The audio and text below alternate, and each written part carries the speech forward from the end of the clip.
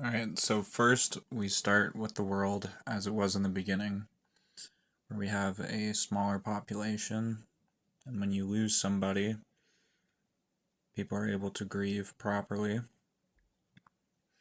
Then as the world grows,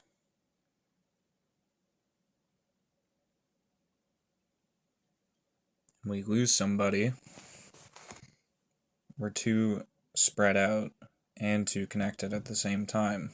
So it leads to everybody grieving at the same time and society not functioning. So obviously, this can't continue. So all the elders meet and they say, let's look at the animal kingdom. They seem to kind of have stuff figured out because you can have birds of different names and birds that are of different groups, but they're still all birds, right? So they go to the people, they talk to them about it because they're all in disarray because they're all grieving. And they say, we're going to put half you on one side of a river and half you on the other. And when you see an animal, that will become the sign of your clan.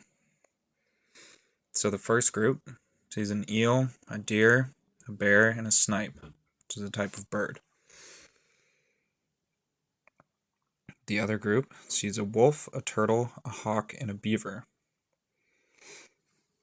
So then, as these big groups, they separate on each side of the river and then become their big groups again. And now, as you can see, they can grieve properly and function. Now, your next question is probably, how does this grieving process work?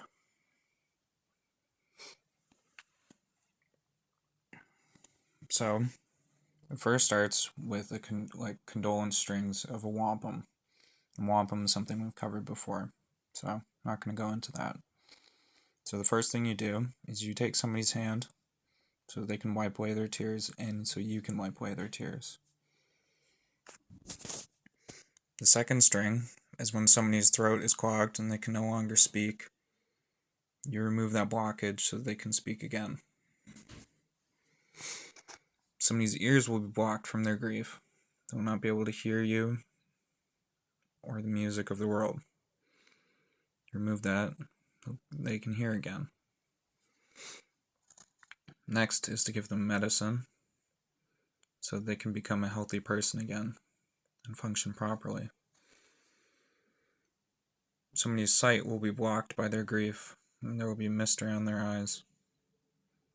You must get it away so that they can see again. There will be dark clouds blocking out the sun. You must bring them back into the light. Then you will see a time where there is no sun, so you must bring the sun to them. There will be a time where there will be blood on them, there will be bodies all around them, and there is nothing but grief. The fire that they used to take counsel by and be counseled in front of has its sticks all in disarray, so you must remove those bodies, bring them back to the fire. Their head will be down, they will not be able to function, perform their duties.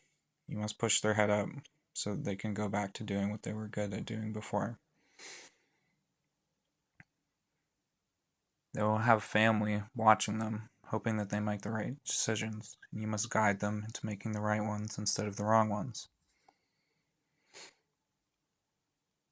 You will make sure that their loved one is buried properly, with a board above their body so that it does not waste when the sun hits it, bushes and fine grass over the burial mound. And then you will put a pole up. You will put a sack on it, and you have the wampum string out so that others may know of their grief. And then others can share in that grief and help them move on.